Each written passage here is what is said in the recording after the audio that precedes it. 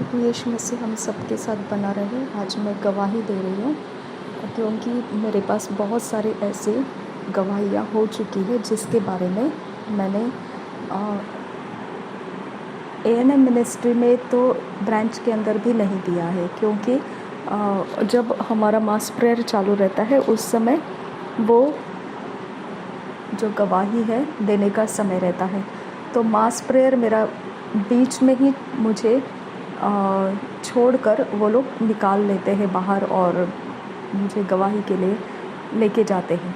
Okay, तो मैंने वो जो टाइमिंग है उनका गवाही देने का, वो एकदम ही बेकार टाइमिंग लगा मुझे, क्योंकि मास प्रेयर में हम लोग इतना वॉयलेंट और एग्रेसिव होकर परमेश्वर को हम अपनी प्रार्थना कर रहे होते हैं कि वो हमारा छुटकारा हो जाए।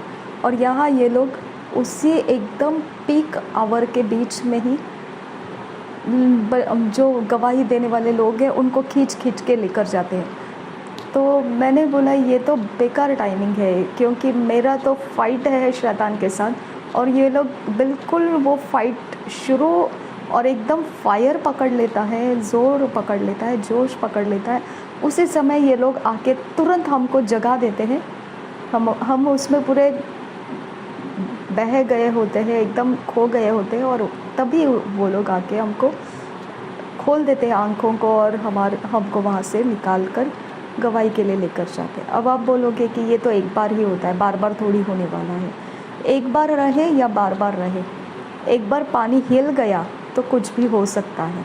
उसके बीच में ये डिस्टर्बेंसेस मूर्खता है ना, मैं ये मानती हूँ। उसके बीच में ये डिस्टर्बेंसेस मूर्खता है, ठीक है। अगर उनको डिलीवरेंस का मतलब पता नहीं है तो फिर अपोस्टल जी कैसे डांटते हैं वहाँ वॉलंटियर्स को कि इतना भी हाथ मत लगाओ कि उनका छुटकारा नहीं होगा, उनके ऊपर अभिषेक नहीं उतरेगा। इतना भी आप उनको कवर मत कर दो कि परमेश्वर का आत्मा काम करना रुक जाएगा, है ना। तो इसके लिए मैं ये सब बातों को वहाँ पर शेयर नहीं करती हूँ, और बोलूँ तो वो लोग मुझे बीच में ही, वो मास प्रेयर के बीच में ही निकाल के लेकर जाएंगे। वो मुझे डर लगता है और मैं चाहती हूँ कि मास प्रेयर में मुझे कोई डिस्टर्ब ना करे। और बिल्कुल मास प्रेयर के ही बीच में ही परमेश्वर काम करता है और बहुत ज़बरदस्त करता है। उसके पहले हम प्रिपरेशन कर रहे होते हैं, और बिल्कुल सच है, प्रिपरेशन के बीच में भी डिलीवरेंसेस होते रहते हैं, क्योंकि वो ग्राउंड परमेश्वर का प्रेजेंस से शुरू हो चुका होता है। और वो कब से शुरू होता है? जैसे ही परमेश्वर के स्वर्गदूत वहाँ उतरने लगते हैं, वो ग्राउंड फायर से भर गया रहता है। ग्राउंड यानी ब्रांचेस की बात कर रही हूँ, ग्राउंड यानी वो नहीं जो हम जलंधर आते जाते हैं, वो वाला ग्राउंड नहीं। ओके, तो कहीं पर भी हम जहाँ है, अगर हम घर के अंदर भी है, तो जैसे ही स्वर्गदूत उतरने लगते हैं वहाँ पर काम होने शुरू हो जाते हैं, ठीक है। तो ये ज़रूरी नहीं है कि हमने एएनएम में ही वहाँ रह के ही गवाही देना चाहिए, ऐसा कुछ नहीं। हम वीडियो से भी छोटा एक रिकॉर्डिंग बनाकर एएनएम मिनिस्ट्रीज़ को भेज सकते हैं, ठीक है। आपको हमेशा ही सुना है एएनएम मिनिस्ट्री में कि बोने का बहुत अच्छा फसल परमेश्वर देता है, और ये अनुभव मुझे एएनएम मिनिस्ट्री के पहले से ही पता है।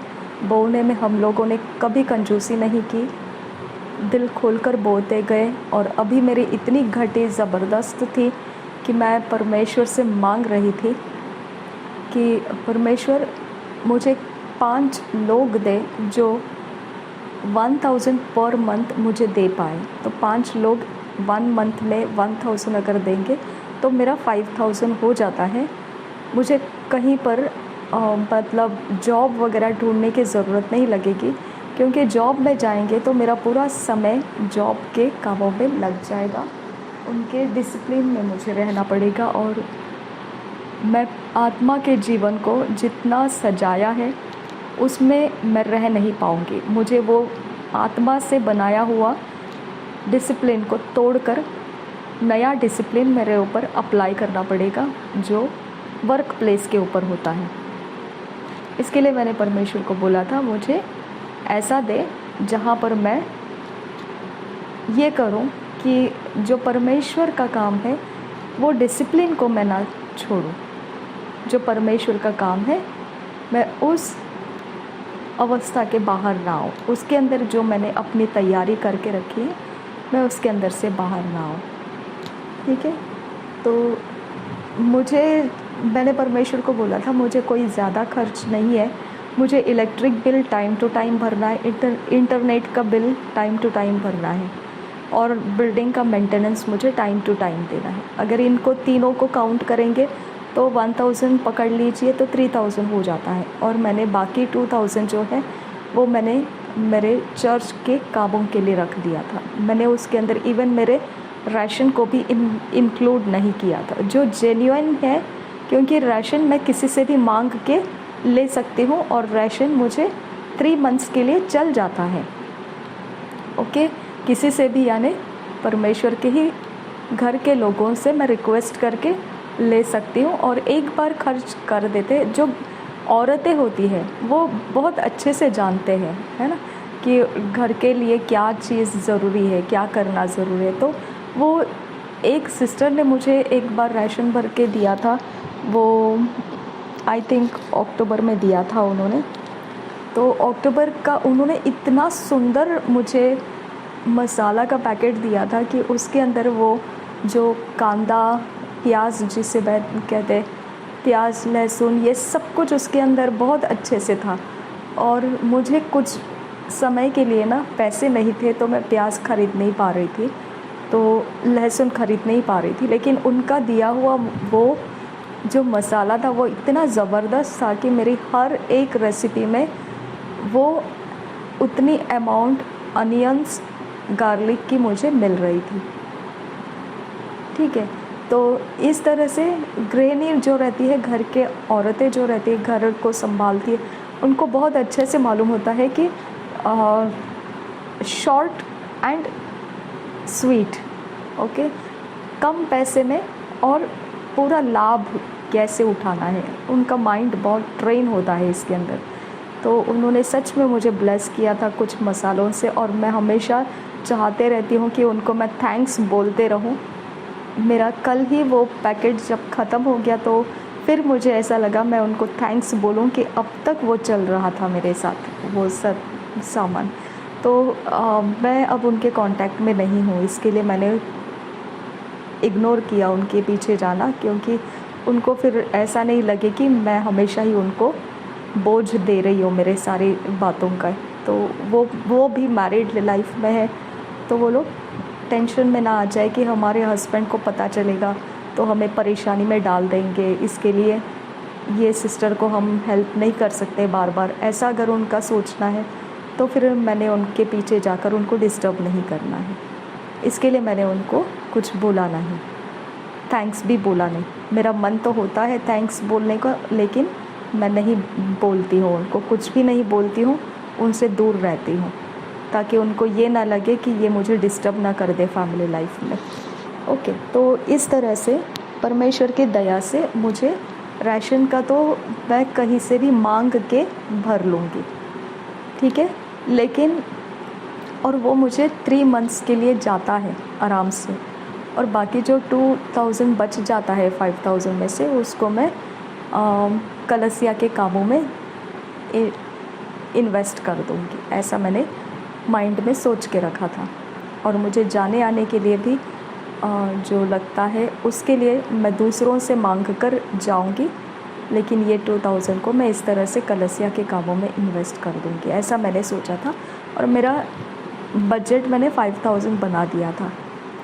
तो इसके बीच में एक समय आ गया नवंबर, अक्टूबर को वो सिस्टर ने मुझे हेल्प किया था, नवंबर एक समय आ गया।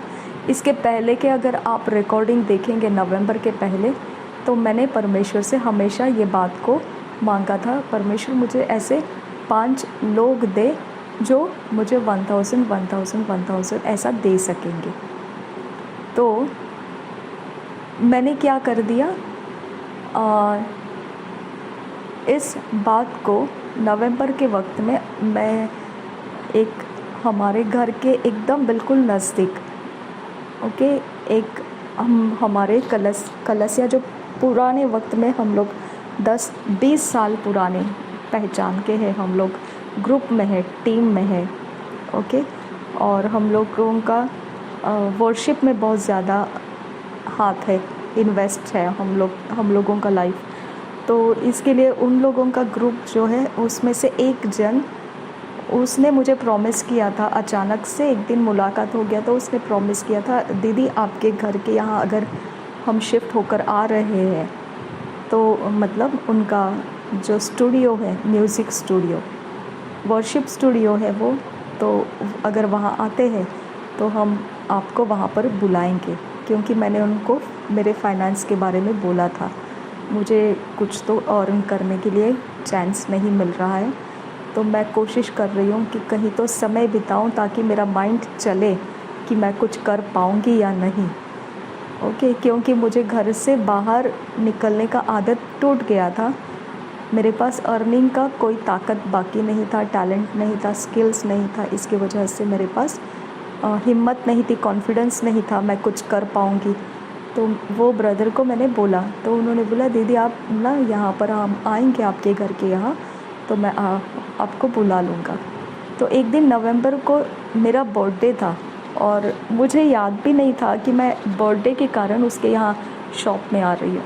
नहीं, मेरा ये ध्यान गया कि अच्छा तो इन लोगों का शॉप शिफ्ट हो गया क्या हमारे एरिया में। मेरे घर से जस्ट 2-3 मिनट्स के डिस्टेंस में है, 5 मिनट्स भी नहीं, 2-3 मिनट्स के डिस्टेंस पर है। तो मैंने बोला इनका शॉप आ गया क्या यहाँ पे स्टूडियो, ऐसे बोलकर मैं उनके यहाँ पर अंदर एंटर किया, उनको ग्रीट किया और फिर मैंने उनको याद दिलाया, अब आपका प्रॉमिस आप पूरा कीजिए। उन्होंने बोला दीदी हाँ मुझे याद आ गया, आपको मैंने बोला था, अब मैं ना यहाँ पर शिफ्ट हो चुका हूँ तो हम आपको बुला लेंगे यहाँ पर। और नवंबर के 10 को उन्होंने, 3 नवंबर को मेरा बर्थडे था और 10 नवंबर को उन्होंने मुझे बुला लिया यहाँ पर, ओके। तो यहाँ पे बुलाने के बाद में उन्होंने मुझे 5000 प्रॉमिस किया। उन्होंने बोला दीदी आपने बोला था कि आपको कोई टैलेंट, कोई स्किल्स नहीं समझ आ रहा है और आप ऐसा कुछ कॉन्फिडेंस नहीं है आपके पास कि आप कुछ कर पाए, तो आप यहाँ पर आ जाइए, आप बस प्रार्थना करते रहिए, वर्शिप करते रहिए, परमेश्वर के साथ समय बिताते रहिए, आपको कोई टेंशन नहीं लेना है। बस वो स्टूडियो हम ओपन करेंगे, आप वहीं पर ठहरे रहना 5 o'clock तक, 10 to 5, फिर 5 के आगे हम लोग आ जाएंगे यहाँ पे, 5 to फिर 11 तक वो लोग यहाँ पर रहेंगे, ऐसा उन्होंने बोला। तो मैंने बोला ठीक है, ये बात अच्छी है, तो मैंने एग्री किया। और देखिए परमेश्वर ने मेरे प्रार्थना का जवाब दिया। मुझे 5 लोगों से 1000 लेने की बात मैं सोच रही थी, परमेश्वर ने एक इकट्ठा इंसान के अंदर से ही 5000 का इनकम मुझे जनरेट करके दे दिया। मैं 1000 ऑफरिंग जैसा ही मैं अब लेने के लिए मांग रही थी कि परमेश्वर कोई दया से मुझे 1000 दे, क्योंकि मेरे पास ऐसा कुछ है नहीं कि मैं कुछ कर पाऊँ, ओके। तो इसके लिए मैंने परमेश्वर से दया से मांगा था। तो अब ये वाला जगह ऐसा है कि मुझे दया भी मिली और मुझे यहाँ पर परमेश्वर का आराधना करने के लिए, प्रार्थना करने के लिए फ्रीडम मिला। और सबसे बड़ी बात,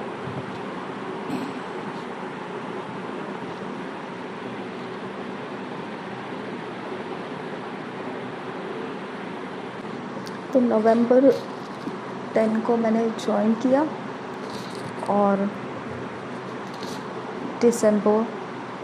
नवंबर 10 टू दिसंबर 10, दिसंबर 10 टू जनवरी 10, जनवरी 10 टू फेब 10, नवंबर दिसंबर जनवरी फेब 10 और फेब 10 से मार्च 10, अभी ये 4 मंथ्स होने को आया है। नवंबर से दिसंबर, December to Jan, Jan to Feb, Feb to, मतलब 3 मंथ्स तो हो गया है, 4th मंथ अभी चल रहा है, ठीक है। तो इतने दिनों में नवंबर मंथ सैलरी मुझे मिला 5000, मेरे बहुत सारे काम पूरे हो गए और 5000 सैलरी नहीं आया था मेरे पास, 2500 आया था। और फिर उसके बाद दिसंबर में 3500 आया था, क्योंकि मैंने उसमें से मेरे चर्च को आने जाने के लिए पैसे मांग लिए थे, नवंबर को भी और दिसंबर को। और जनवरी में मुझे फुल 5000 आया। आई थिंक जनवरी में भी नहीं आया फुल 5000, आई डोंट रिमेंबर। 4500 आया, क्योंकि 500 मैंने पहले ही निकाल लिया था, ले लिया था उनसे एडवांस में। और अभी फेब, तो ये तरह से परमेश्वर ने मेरे फाइनेंस को कैच कर लिया और अनुग्रह दिया मुझे कि जितना मैंने मांगा था वो अमाउंट मुझे परमेश्वर ने दे दिया। अब इतने में भी मेरा खर्च नहीं चल पा रहा है, क्योंकि इलेक्ट्रिक बिल तो जाएगा बराबर है, लेकिन अचानक से जो ये कुछ भी बिल्डिंग का हमारा ओन फ्लैट है, मेरा ओन फ्लैट है, तो डेफिनेटली उसका बिल्डिंग के मेंटेनेंस के अंदर, रजिस्ट्रेशंस के अंदर या सोसाइटी के अंदर या और कुछ जैसे मोटर वगैरह ख़राब हो गया या और कुछ काम आ गया, बिल्डिंग का कोई भी मेंटेनेंस का काम आ जाता है, तो 10,000 15,000 ऐसे हमको कलेक्शन में देना पड़ता है एनी टाइम, एटलीस्ट ईयर में कभी ना कभी तो देना पड़ता है। तो मैंने परमेश्वर से बोला, लॉर्ड, सबसे बड़ी बात, मैंने कभी शॉप में, कभी ज़िंदगी में, मैं बहुत छोटी थी तब मेरा भाई का शॉप था, लेकिन कभी मैंने वहाँ पर ऐसे बैठकर समय कस्टमर्स को अटेंड नहीं किया था। ओके, हाँ, मैं एकदम छोटी थी, हमने भाई का वर्कशॉप जगह लिया, तब उस समय जस्ट हम बहुत छोटे थे, बहुत ही छोटे, स्कूल गोयर्स थे हम लोग, छोटे छोटे, 2nd स्टैंडर्ड 3rd स्टैंडर्ड ऐसे थे हम लोग। उस समय हम ये चीज़ हो रही थी कि हमारे मम्मी ये सब म्यूनसिपल कॉरपोरेशंस के साथ कनेक्टेड है, उनका ज़िला परिषद था पहले, तो हमारे मम्मी का स्कूल वगैरह, मेरे पापा का मिलिट्री बेसिस, ये सब वहाँ के सरकार को जानते थे, उनके बीच में उनका काम होता रहता था। तो इसकी वजह से उनके साथ संगति में उस शॉप के जगह को हमने थोड़ा सा ऐसे ही लकड़ी से बना लिया था, और वहाँ पर हमने वुडन वर्क्स स्टार्ट किया था। ओके, तो इस तरह से हमने वहाँ पर शुरू तो कर दिया था। तो वहाँ पर हम रुकते थे, मम्मी आने तक हम वहाँ रुकते थे, फिर कस्टमर्स कोई आते थे, तो इतनी छोटी ऐसे जस्ट एक हम लोग मज़ा उठाते थे कि मम्मी नहीं है तो वहाँ तक हमने थोड़ा रुकना है, तो हम जस्ट एक एंजॉय करते थे। हमारे साथ बड़े भाई ये सब रहते थे जो हमारे कज़िन्स हैं, लेकिन हम ये कस्टमर्स को उस समय फेस किए थे, लेकिन उसके बाद कभी शॉप में हम कभी बैठे नहीं थे, कभी हमने अपने आप को शॉप के अंदर बैठकर कस्टमर्स को अटेंड नहीं किए थे। तो मैंने सोचा, लॉर्ड, अगर बिज़नेस भी बनाना चाहे तो सबसे पहले मुझे कस्टमर्स को कन्फ्रंट करना आना चाहिए, तो वो अब मैं कन्फ्रंट कर पाती हूँ, मैं उनके साथ बात कर पाती हूँ, उनकी समस्याओं को समझ सकती हूँ, उनको चाहिए वो चीज़ों को मैं अवेलेबल करके दे सकती हूँ। ओके, और बहुत सारी चीज़ों के अंदर मुझ में कॉन्फिडेंस बढ़ गया कि मैं पब्लिक को फेस कर सकती हूँ। ओके, तो मेरा इनर वर्ल्ड टूट गया और मेरे अंदर का फ्रीडम आ गया कि मैं लोगों का सामना कर सकती हूँ। मुझे लोगों के बीच में होना नहीं आता था। ओके, मतलब मैं कोई फंक्शंस में जाना या कुछ भी करना, ऐसा सब मेरे से नहीं होता था। मुझे ऑकवर्ड फील होता था, इन्फीरियर कॉम्प्लेक्स रहता था मुझ में। ओके, मैंने आपको बताया ये इन्फीरियॉरिटी कहाँ से आती है, ये शर्मिंदगी का एहसास कि मैं लायक नहीं हूँ। ओके, नहीं, मेरे बारे में तो मेरा रेप्यूटेशन फेल है, मेरा कैरेक्टर के ऊपर लोग डाउट करते हैं।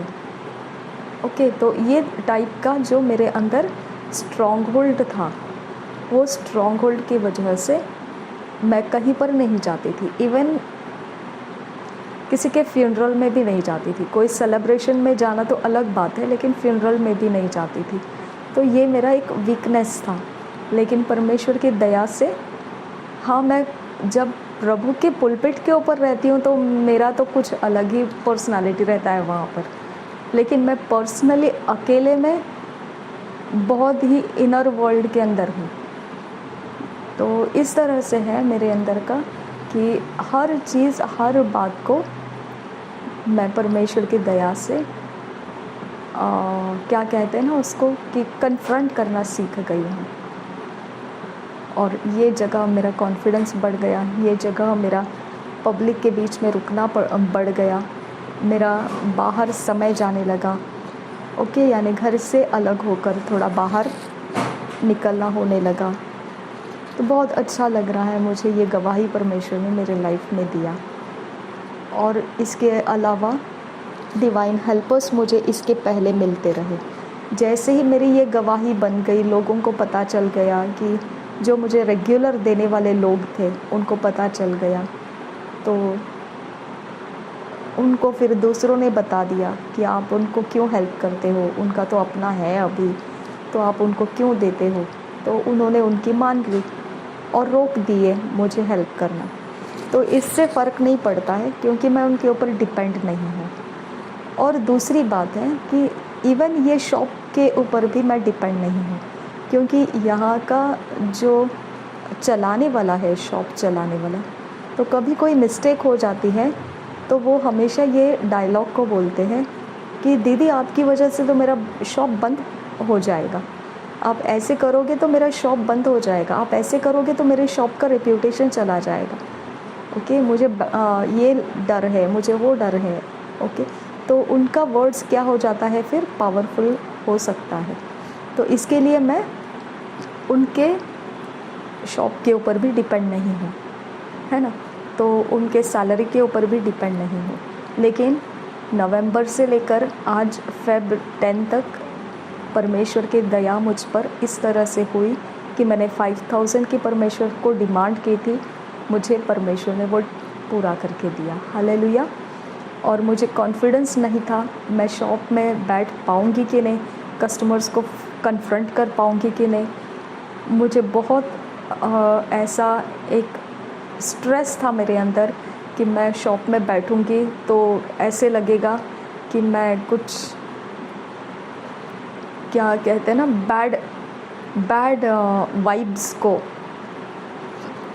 बैड वाइब्स मेरे से रिलीज़ होने लगेंगे, ऐसा मुझे लगता था।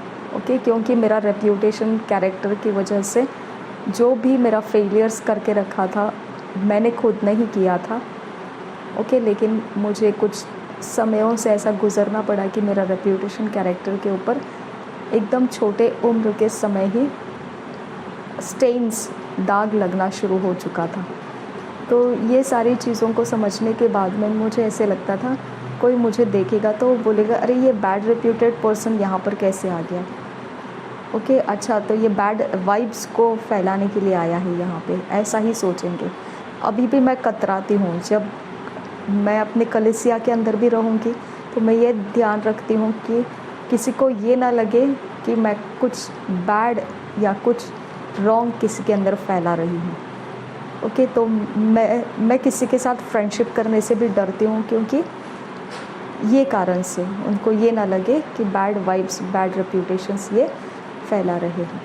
ओके, तो इस तरह से मेरे अंदर का एक माहौल परमेश्वर ने बहुत बढ़िया तरीके से चेंज कर दिया। मुझे अच्छा माहौल दिया परमेश्वर ने। जिस म्यूज़िक स्टूडियो में मैं समय काटती हूँ तो मैं अभी कभी 10 to 5 का समय दिया तो भी मैं 10 to 5 से ज़्यादा समय रुकने का भी लालसा रखती हूँ। ओके, मेरा मन होता है कि मैं और समय दे सकूँ, उनकी ज़रूरत के हिसाब से मैं कोऑपरेट कर सकूँ। ओके, तो एवरीथिंग मेरे अंदर से पॉजिटिव ही रिएक्शंस इस म्यूज़िक स्टूडियो के अंदर दिया जा रहा है, मेरी तरफ से इन्वेस्ट किया जा रहा है। तो मैं बहुत ही आनंदित हूँ और परमेश्वर ने ये मुझे आनंद दिया। मेरे फाइनेंस का परमेश्वर ने चिंता किया और ज़रूरत का जितना चाहिए उतना एटलीस्ट मुझे प्राप्त होने लगा है और मज़ा आ रहा है। और इसके बाद दूसरी गवाही मेरी ये है कि मम्मी जाने के बाद में मुझे कुछ सूझ नहीं रहा था, मुझे कुछ भी समझ में नहीं आ रहा था, खाना पीना सोना कुछ समझ में नहीं आ रहा था। मैं ऐसे थी जैसे एक स्ट्रेंजर होता है ना, वैसे खाना बनाया तो खा लूँ, नहीं बनाया है तो बनाने के लिए भी मैं ही खुद हूँ और खाने के लिए भी मैं खुद हूँ।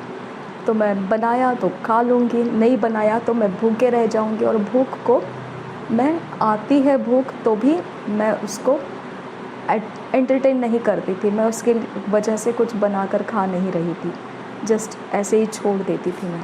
ओके, इसकी वजह से मेरा हेल्थ बहुत डाउन हो गया था, काफ़ी डाउन हो गया था। फिर उसके बाद मेरे घर की चीज़ों को मैंने सब दे दिया था, एवरीथिंग मैंने कलसिया में दे दिया था और मैंने अपने लिए कुछ भी नहीं रखा था। फिर कलसिया के ही कुछ लोग, हमारी कलसिया मतलब मम्मी की कलसिया, ओके, ब्रांच नहीं, A&M ब्रांच की बात नहीं कर रही हूँ मैं, मेरे मम्मी की कलसिया।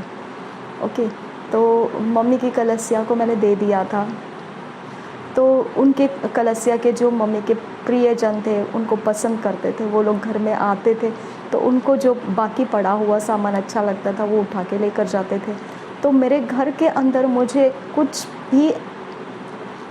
भी ठहर नहीं रहा था। अगर कुछ ठहरता है तो कोई ना कोई आके उसको लेकर जाता है। तो जब मैं खाना पकाने लगती हूँ तो मैं सोचने लगती हूँ कि ये 1 और 2 बर्तन के अंदर मैं क्या क्या पकाऊँ और कैसे पकाऊँ। ओके, तो मैंने बोला परमेश्वर मैं इसको तो एडजस्ट कर लूँगी, मुझे कोई प्रॉब्लम नहीं है। लेकिन एक समय परमेश्वर ने मेरे अंदर से बात किया और मैंने एक पास्टर आंटी जी है, ओके, तो मैंने उनकी सेवा की। वो कठिन समय में थे, अचानक से मेरी मुलाकात हो गई, मैंने उनकी सेवा की और उस समय में मुझे उन पास्टर आंटी जी ने ब्लेस किया, मुझे खाना खाने का, ओके, थोड़ा थोड़ा खुद पकाने का। और ऐसे करते करते मेरा ध्यान मेरी अपनी ओर उन्होंने खींच कर लाया। ओके, कुछ उन्होंने क्रीम दिए मुझे, और जिन्होंने मुझे एक बार राशन दिया था उनके द्वारा भी मुझे सोप और क्रीम दिया और मेरा अपनी तरफ ध्यान परमेश्वर लाना शुरू कर दिया। और जब फेस क्रीम वगैरह ये सब मुझे दिया तो उसके बाद जब मैं वो आंटी जी को शेयर किया, मैंने बोला आंटी जी मैं जब खाना पकाती हूँ तो मुझे ये हो जाता है कि मैंने ख़रीदूँ तो कौन से सामान ख़रीदूँ और रखूँ तो कौन से सामान रखूँ, क्योंकि मेरे घर में मैं कुछ रखूँ कोई आ जाता है और उसे लेकर चला जाता है।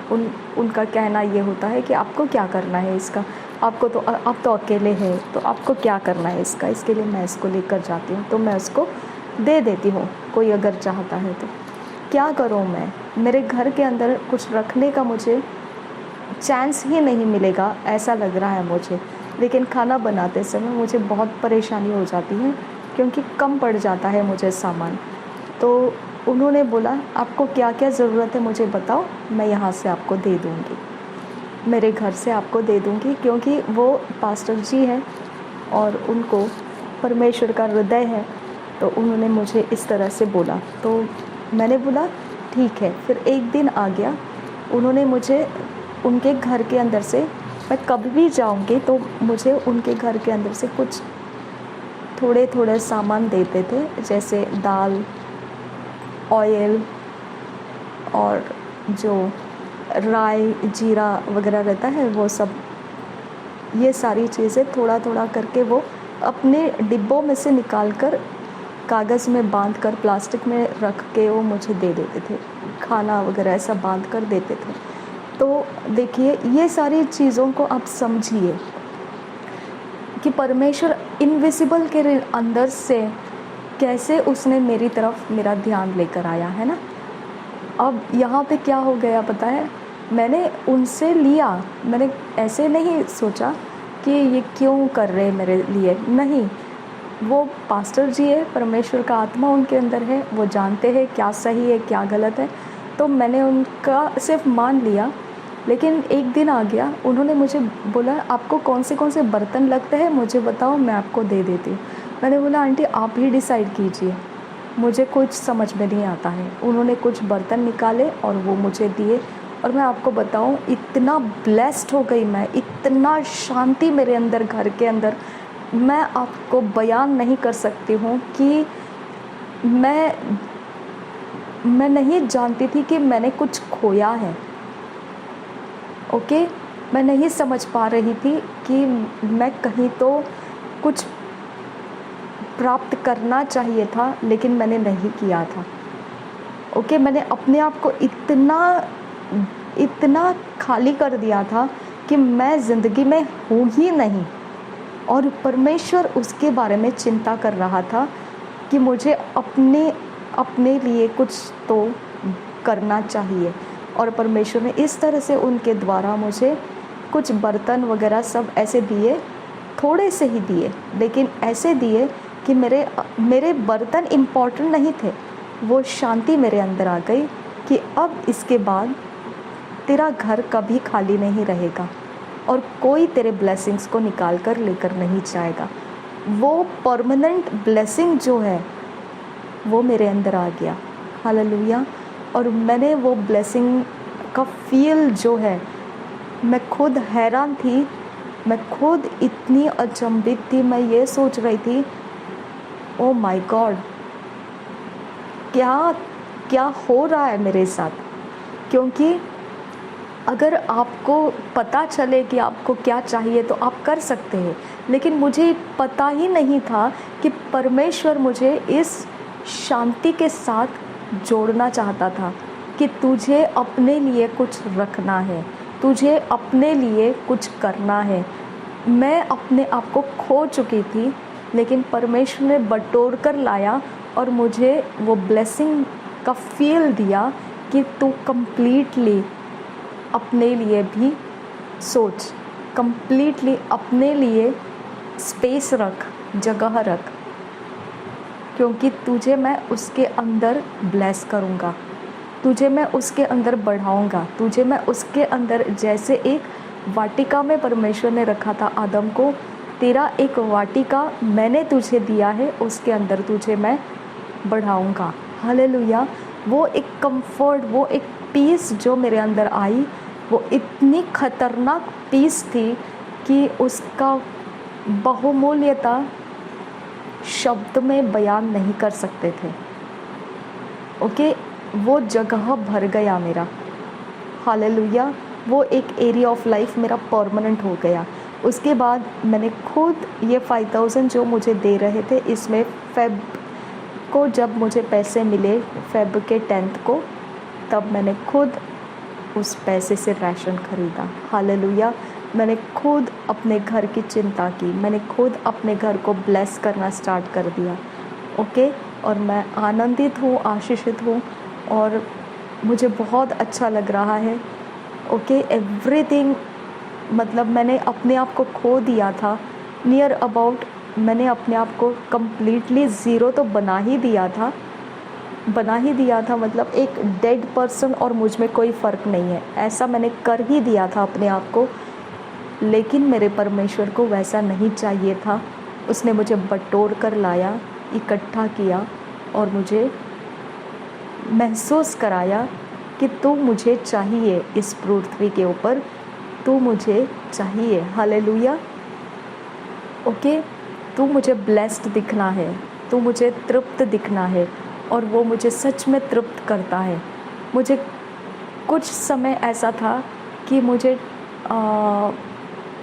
फ्रूट्स वगैरह लेने के लिए भी पैसे नहीं रहते हैं, तो मैं ऐसे सोच रही थी कि लॉर्ड ठीक है, कोई बात नहीं है, छोड़ो, ज़रूरी नहीं है। फ़िश मुझे ज़रूरी था, क्योंकि फ़िश, एग, मिल्क मैं कुछ भी नहीं खा रही थी, तो डेफिशिएंसी मेरी भारी बढ़ गई थी, भारी बढ़ गई थी डेफिशिएंसी। तो मैंने बोला लॉर्ड मैं कुछ नहीं कर सकती हूँ, मेरे पास इतना सोर्स नहीं है कि मैं इसके बारे में सोचूं। ओके, मैं तेरे राज्य में देना नहीं छोड़ सकती हूँ, वहाँ के यहाँ नहीं कर सकती हूँ, यहाँ के वहाँ कर सकती हूँ, वहाँ के यहाँ नहीं कर सकती हूँ। ओके, तेरे राज्य में देना मैं चला सकती हूँ, लेकिन तेरे राज्य का निकाल कर मैं अपने लिए कुछ करूँ, ये नहीं हो सकता। उसके बदले में मुझे निकल जाना पसंद होगा, लेकिन मैं ऐसा कभी नहीं करूँगी कि अपने लिए कुछ बटोर कर रखूँ। देखिए, परमेश्वर ने मुझे, जब मेरे पास ग्रीन वेजिटेबल्स लेने का मन रहता है, मैंने आपको बताया मैंने अनियंस वगैरह, लहसुन, ये कुछ भी नहीं लिया है, ओके, ख़रीदा नहीं है। अब ग्रीन वेजिटेबल्स जब सामने दिखते थे मुझे ख़रीदने का मन होता था। मेरे पास पैसे भी होते थे, लेकिन मैं नहीं लेती थी। मैं क्यों नहीं लेती थी? क्योंकि बंधन था मेरे ऊपर। फ्रूट्स के लिए मेरे पास पैसे रहते थे, लेकिन मैं नहीं खरीदती थी क्योंकि बंधन था मेरे ऊपर। ओके, ये ध्यान दीजिए, डेफिशिएंसी के अंदर इंसान कुछ भी हो सकता है। हालेलुया, उसका कुछ भी हो सकता है। यानी कि ये बंधन मुझे कुछ तो हो जाने के लिए ही डाला गया था। ओके, घर में भूख लगने के बाद भी मैं खाना पकाकर खा नहीं रही थी, तो इसका मतलब क्या है? मुझे ज़िंदगी से बाहर निकालने के लिए बंधन डालकर रखे गए थे। और परमेश्वर ने मुझे बोला कि तू, ये सारी चीज़ों का बंधन है तेरे ऊपर, तुझे पैसे नहीं है, ये बहाना नहीं है। ओके, और परमेश्वर ने मुझे धीरे धीरे धीरे धीरे एक समय आ गया और मुझे इंस्पायर किया परमेश्वर ने फ़िश लेने का, वेजिटेबल्स लेने का। जिस दिन मैंने वेजिटेबल लिया, तुरंत मेरे सामने दूसरे लोग आ गए। मैंने बोला, मेरे हाथ में ये सारी चीज़ें थी, मैंने बोला आपको चाहिए तो ले लीजिए, कोई बात नहीं, और उन्होंने ले लिया। और परमेश्वर ने मुझे बोला, उनको चाहिए इसके लिए तूने दिया, ऐसा नहीं है। यही कारण है कि शैतान तेरा चोरी नाशघात कर रहा है। तूने उनको क्यों ऑफ़र किया? तू ऑफ़र मत कर, क्योंकि जब तुझे देना है मैं तुझे अगुवाई करूँगा, जब नहीं देना है मैं तुझे अगुवाई नहीं करूँगा। तू मेरे ओबीडियंस में चल। फिर मुझे समझ में आ गया, इसके लिए मेरे घर में ब्लेसिंग्स नहीं है, क्योंकि मेरे हाथ में जो रहता है वो दे देती हूँ, लेकिन वो लेने वाले लोग भरे पूरे रहते हैं, ज़रूरतमंद नहीं रहते हैं। और फिर भी मेरा देने का स्वभाव है, इसकी वजह से वो मेरे हाथ से ले तो लेते हैं, लेकिन मुझे खाली छोड़ देते हैं। डेफिशिएंसी उनके अंदर नहीं है, मेरे अंदर है ना। तो फ़िश की जो लेडी है वो भी बिलीवर है, और उन्होंने मुझे बोला, दीदी आपको कोई परवाह नहीं करना है, आप ले लीजिए फ़िश, आप कभी भी मुझे पैसे दीजिए, कोई प्रॉब्लम नहीं है। तो फ़िश मिलना शुरू हो गया। अब मैं वेजिटेबल्स भी लेती हूँ। और एक दिन ऐसा आ गया, यानी कल सैटरडे था, ऐसा आ गया कि मेरे पास संडे को चर्च जाने के लिए कलेक्शन करना था। मैं लोगों से मांग रही थी थोड़ा थोड़ा पैसा, और कहीं से मिल नहीं रहा था, और मेरे पास ऑलरेडी 180 रुपीज़ था। मुझे सिर्फ 350 रुपीज़ लगता है, ओके, हर संडे को जाने के लिए। तो मेरे पास सिर्फ 180 रुपीज़ था। और सैटरडे के दिन में मेरे घर में पानी नहीं था, पीने का पानी भी मेरा बंद है, तो मुझे वो ख़रीदना पड़ता है। तो उसके लिए मुझे 40 रुपीज़ अलग रखना पड़ा। और खाना नहीं बनाया मैंने, क्योंकि सुबह मैं मेरे म्यूज़िक स्टूडियो में आ जाती हूँ, तो इसकी वजह से मैं खाना नहीं बना पाई। पानी भी नहीं है, और पानी वाला जब वो पानी का जार लेकर आता है तो तब मैं घर में अवेलेबल नहीं रहूँगी। तो इसके लिए उसको रात को ही बुलाना पड़ा मुझे कि आप रात को ही आइए, तभी मैं ले पाऊँगी। तो मेरा पूरा दिन का खाना खाने का बंदोबस्त नहीं हुआ। अब हो गया वो 40 रुपीज़ मुझे पानी के लिए रखना पड़ा। अब रह गया 140 रुपीज़। फिर मैंने देखा क्या लूँ मैंने सोचा वड़ा पाव वगैरह ले लेते हैं, मुझे पसंद नहीं है बाहर का कुछ भी खाने का।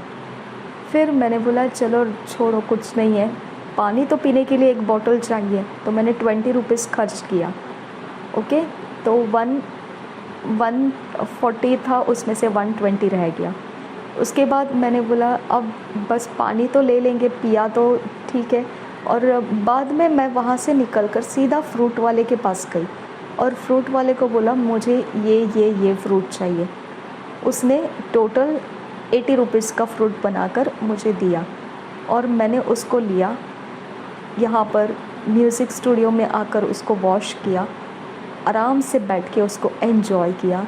और परमेश्वर ने बोला कि मैं यही करना चाहता था कि तू फ्रूट्स खाए और तो पैसे खर्च में कंजूसी मत कर, क्योंकि कल चर्च जाने के लिए मेरे पास तेरे लिए बंदोबस्त है और मैं चाहता था कि तू फ्रूट्स खाए। ओके, मेरी ज़रूरत थी उस समय फ्रूट्स खाने की। ओके, मेरे शरीर के अंदर ये एक ज़रूरत थी। तो मैंने उस वक्त ब्लैक ग्रेप्स और ग्रीन ग्रेप्स और बनानास मैंने लेकर खाया। उसके बाद आ गया संडे मॉर्निंग तक कोई अरेंजमेंट नहीं था मेरे पास, मैं क्या करूं, ओके क्या खाऊं, आई मीन चर्च जाना है कैसे जाऊं, मेरे पास कोई अरेंजमेंट नहीं था। ओके, तो चर्च जाने के लिए सुबह के वक्त में मैं पैकेट्स बना कर रखा है जो परमेश्वर के भवन में देना होता है। जब मैं एटीएम जाती हूँ तो बहुत कड़क कड़क नोट जब निकलते हैं तो सब मैं एक नोट एक पैकेट में डाल के रख देती हूँ। जितने कड़क कड़क क्लियर अच्छे नोट है वो सब मैं पैकेट में डाल के रख देती हूँ। और मैंने वो पैकेट में डाल कर रखे हुए थे और सुबह हो गया, मेरा जाने के लिए ट्रैवलिंग के लिए मेरे पास कोई पैसे नहीं हैं। मैंने बोला चलो अब क्या करेंगे, यही पैकेट को लेकर जाएंगे और क्या करेंगे हम, अब तो कोई दूसरा रास्ता नहीं है, किसी से मांगने से मिला तो नहीं है, तो अब क्या करेंगे, इसको लेकर जाएंगे। तो मैंने लिया, बैग में रखा और अचानक परमेश्वर ने बोला नहीं, मेरी कज़िन ब्रदर की बेटी है बाजू में, नेबर में रहते हैं, मुझे अगुवाई किया कि आप उसको जाके बोल दो। तो मैंने उसको बोला तो उसके पास 160 रुपीज़ था अवेलेबल, तो उसने मुझे इतना ही दिया। मुझे 350 चाहिए लेकिन 160 ही था। तो मैंने बोला परमेश्वर इसका क्या करूं मैं, और मुझे अगुवाई मिला इसका जाने का इस्तेमाल कर।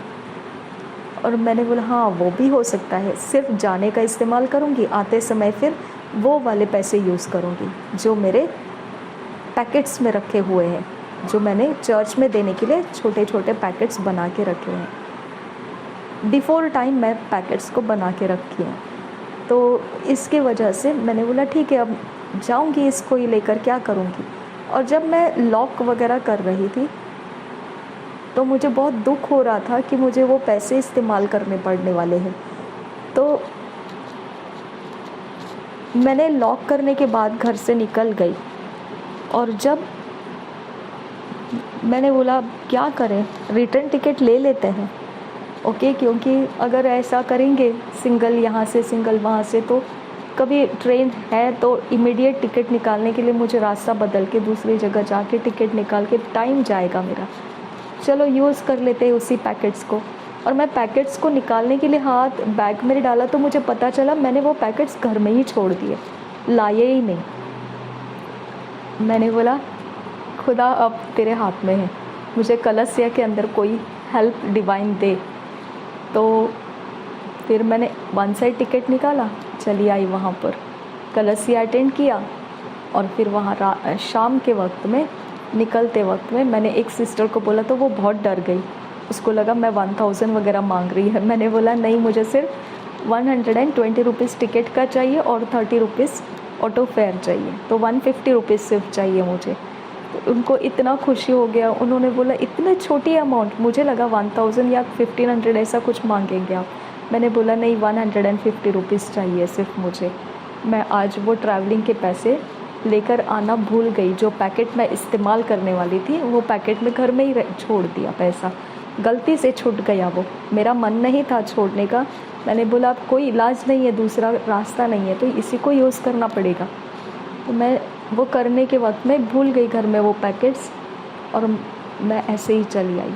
फिर दोबारा घर में जाती तो ट्रेन चली जाती थी और लेट हो जाता था मुझे फिर पहुंचने में, 2.5 घंटा लगता है। तो अगर यहाँ एक ट्रेन छूट जाती है तो आधा घंटा लेट आगे निकल जाता है, 45 मिनट्स लेट हो जाता है आगे। तो इसके लिए मैंने बोला नहीं, मैं ट्रेन मिस नहीं करूँगी, मैं वहाँ जाके कोई किसी से हेल्प ले लूँगी। तो मुझे डिवाइन हेल्प दिया एक सिस्टर ने, और मैं फिर वहाँ से आराम से, उन्होंने जितना भी हेल्प दिया, मैंने सिर्फ 150 बोला था, दोनों सिस्टर ने मिलकर मुझे 220 हो गया मेरे पास, जितना दिया वो 220 हो गया टोटल। फिर मैं प्लेटफॉर्म पे आ गई, टिकट्स निकाले, फिर सामने भेल वाला था, मैंने भेल भी ख़रीदा, ब्लेस हो गई मैं। और मैंने दूसरे ब्रदर्स सामने खड़े थे, फिर अचानक से देखा मैंने उनको और मैं अकेले ही खा रही थी, तो उनके लिए भी मैंने ब्लेस कर दिया, उनको भी भेल दिया और आराम से मैं घर में पहुंच गई। तो परमेश्वर ने डिवाइन हेल्प भी बहुत सारे दिए मुझे। बहुत लोगों ने मेरा इलेक्ट्रिक बिल्स, जब पिछले दिनों में नहीं था मेरे पास पैसा, इलेक्ट्रिक बिल्स भरे मेरे लिए, अचानक से बड़े बड़े बिल्स मेरे लिए पूरा किया। ओके, तो डिवाइन हेल्पर्स की कमी नहीं रखी परमेश्वर ने, उसका अगम्य प्रेम है मेरे ऊपर, अद्भुत शांति उसने मुझे दिया और मुझे एहसास दिलाया कि मैं उसके लिए ज़रूरी हूँ। ओके, खुदा का बहुत धन्यवाद, परमेश्वर का बहुत धन्यवाद कि उसने मेरे जीवन को इस प्रकार से सहायता किया। जिन चीज़ों के बारे में मुझे पता नहीं था कि मुझे ये चीज़ें होना चाहिए, परमेश्वर ने मुझे उन चीज़ों के साथ जोड़ दिया और मुझे अपना खुद का केयर करना सिखाया, केयर करने का अनुग्रह दिया, अनुग्रह मिला मुझे परमेश्वर से। अब मैं खुद खाना पकाती हूँ, आनंद से खाती हूँ और बिल्कुल केयरलेस नहीं हूँ। कुछ दिनों तक मुझे खाना नहीं जा रहा था, मैं बहुत सारे फास्टिंग इतना ज़्यादा हो चुका था कि मैं भूल गई थी मुझे खाना खाना पड़ता है।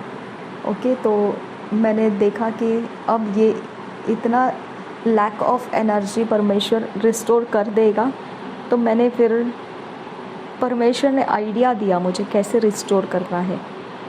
और जैसे मेरी मम्मी मेरा एनर्जी रिस्टोर करने के कुछ तरीके इस्तेमाल करती थी, मैंने वैसे ही यूज़ किया और मेरी हेल्थ में एनर्जी रिस्टोर होने लगा। ओके, तो परमेश्वर का दया मेरे ऊपर बहुत ज़्यादा मुझे देखने को मिला, जहाँ पर मनुष्य की आंख मुझे देखकर मेरी चिंता नहीं कर रही थी, लेकिन परमेश्वर की आंख मुझे देखकर मेरी चिंता की और डिवाइन कनेक्शंस में मुझे डाल दिया और गिरती हुई हालात में से उभर कर लाया और फिर स्थिर करके मुझे बताया कि तुझे ऐसा चलना है। हालेलुया। यानी कि अदृश्य में, इनविजिबल रियाम के अंदर से परमेश्वर मेरी चिंता करता है, ये मेरी गवाही है। हालेलुया। अदृश्य के अंदर से उसको मालूम पड़ता है मेरे शरीर में क्या ब्रेकडाउन हो रहा है और मुझे क्या दुरुस्ती करना है, मेरे अपने पर्सनालिटी में मुझे क्या होना चाहिए और मैं कहाँ हूँ, कैसे हूँ और मुझे क्या सुधार करना चाहिए। मेरा अंदरूनी, जो परमेश्वर मेरे अंदरूनी इनविजिबल रियाम में से जो कुछ मेरे लिए कर रहा है, आंखों देखता इंसान मुझ पर वैसा तरस नहीं खाता है कि वो मेरे लिए कुछ करे, ऐसा वो तरस नहीं खाता है। वो ये देखता है कि वो गिरते हुए हालातों में ही पड़ी रहे, कोई फ़र्क नहीं पड़ता है। ओके, होगा उनसे, फिर भी वो नहीं करना चाहते हैं। लेकिन परमेश्वर किस तरह से वो पास्टर आंटी जी के मन को मुझे क्या ज़रूरत है उस ब्लेसिंग्स में मुझे उतार कर दिया। हालेलुया। मुझे क्या होना चाहिए उस तरफ मेरा ध्यान निकाल कर लेकर आया। ओके, अपनी तरफ मेरा ध्यान लाया, मुझे अपना केयर करना सिखाया और मुझे अपना केयर करते वक्त सिर्फ केयर नहीं, मुझे कुछ लोशंस दिए, उन्होंने क्रीम दिए और वो एक सिस्टर जिन्होंने राशन दिया था उन्होंने मुझे सोप और क्रीम दिए। इतना तक मैं अपने आप को भूल चुकी थी कि मुझे कुछ ऐसी चीज़ों की भी ज़रूरत है। हालेलुया। तो आपको समझने की ज़रूरत है कि हमारा कोई हिस्सा परमेश्वर निगलेक्ट नहीं करता है। इग्नोर नहीं करता है। मनुष्य इग्नोर कर देगा लेकिन परमेश्वर नहीं करता है। आमीन। तो ये सब मेरी गवाही है। एक छोटी छोटी बात के अंदर से भी मुझे परमेश्वर चला रहा है। ये मैं अपने लिए एक बहुत बड़ा मेरे लिए आसरा है, आश्रय स्थान है ये मेरे लिए, क्योंकि मुझे खुद को नहीं मालूम पड़ता है मेरी ज़रूरत क्या है। मैं इतना परमेश्वर में खो चुकी हूँ कि मुझे खुद को नहीं पता चलता है कि मैंने अपने लिए कुछ करना है।